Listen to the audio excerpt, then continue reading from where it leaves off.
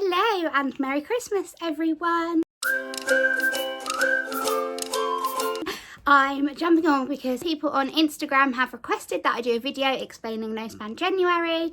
So that's what I'm going to do. Ignore Stanley in the back. He is going mad with his lion.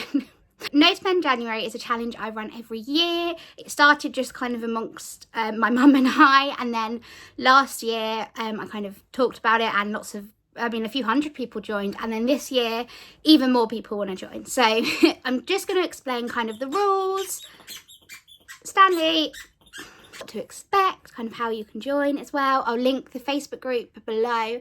It is a money saving group that's open all year round, but in January we focus on No Spend January. So essentially, No Spend January is a month to reset your finances. Christmas is so expensive. We spent so much in December, not just on presents, but on like eating out with the family and all those sort of extra bits that come with Christmas.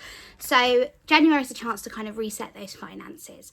And the way I do No Spend January is I create two lists. I have an essentials list and a non-essentials list. And basically your essentials are things that you have to pay for to live. So like food, electricity, your council tax, your rent or mortgage, things that you have to pay, otherwise like you don't live. So food shopping as well, it's all going to go on your essentials list. Then you have your non-essentials list, and these lists will look different for everybody.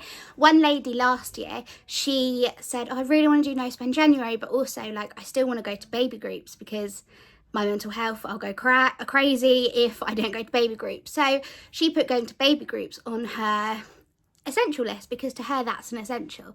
Non-essential typically tend to be things like sort of takeaways, food out, coffees out, snacks out, basically all food that's not in your house, food shopping. Then things like online shopping, charity shops is a big one for me.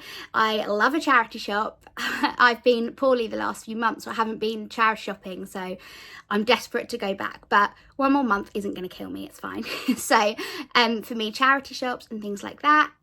And one of the biggest questions I get is, oh, I really want to do No Spend in January, but I have this birthday in January.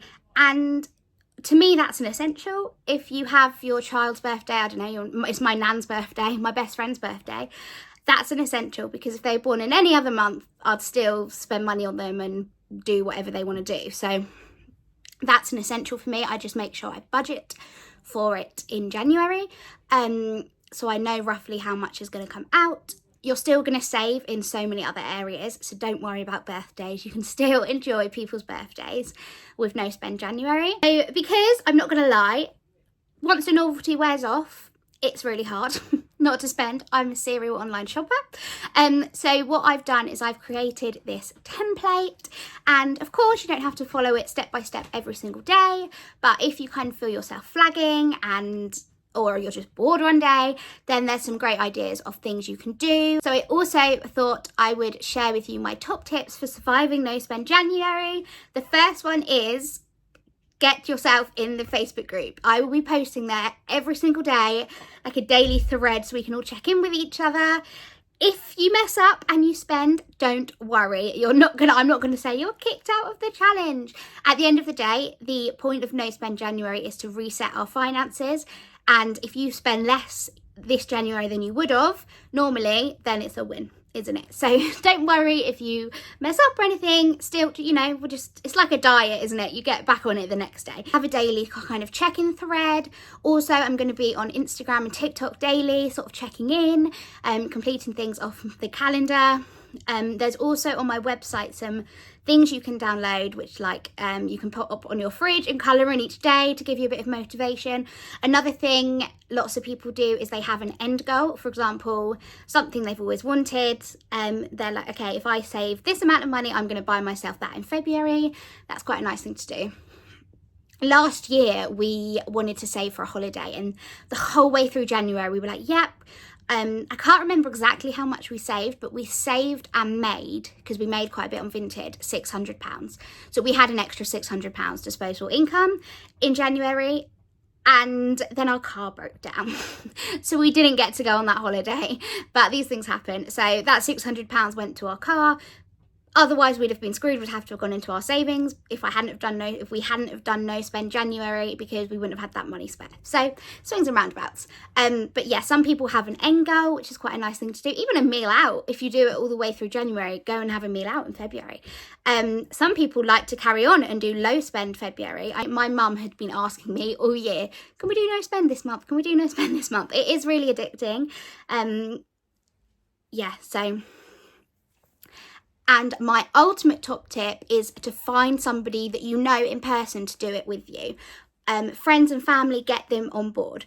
Me and my mum do it. So whenever I meet up with my mum, which is every day, so throughout January, she won't be asking me to, like, I don't know, go to the garden centre or go and do this, because she's also doing no spend. So she won't be asking me to kind of go for coffee or the garden centre or whatever, because she's also doing no spend. So it works really well if a friend, family members are doing it with you as well, because you can do no spend things together. My best friend's doing it as well. So we've got a few days planned, sort of parks and things like that. So that's no spend January. Basically, write yourself a list: essentials, non-essentials.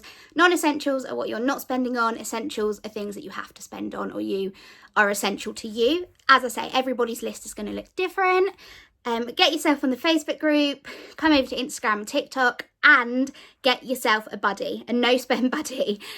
Ideally somebody that you spend a lot of time with anyway, so they're not going to tempt you to go out. But I've done a Q&A on my Instagram, and I've got so many questions, so I'm going to do a separate Q&A no spend Jan video. You can head over to my website to get any resources you might need, or just some more info on no spend January.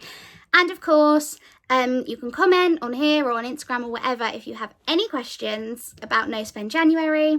And yes, I will see you hopefully in the Facebook group. Good luck everyone, bye.